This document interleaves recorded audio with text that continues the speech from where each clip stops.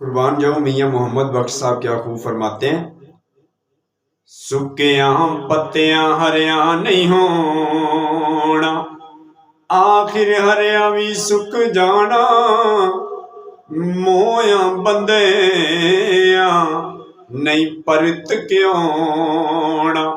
असां भी टुर जाना। किसनू साडी खबर होवेगी ते कौन लवेगा खबरां, ओले हो के असां छुप जाना विच कबरां। ना रोए अखियों डक लोए थैरू ते कुछ नहीं लभदा रोया, जिउंदियां दुख मुकदे नाही, दुख मुकदे ने मोया।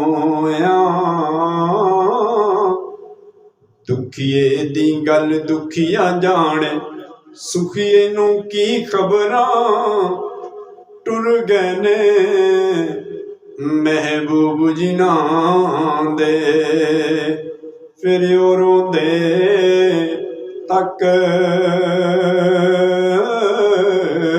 तक कबरां। ते जीवन जीवन हर कोई आखे, मौत खड़ी सिर उत्ते, तेरे नालों सोने सोने विच खाक जा सुते। वीडियो अच्छी लगे चैनल जरूर सब्सक्राइब करें। शुक्रिया।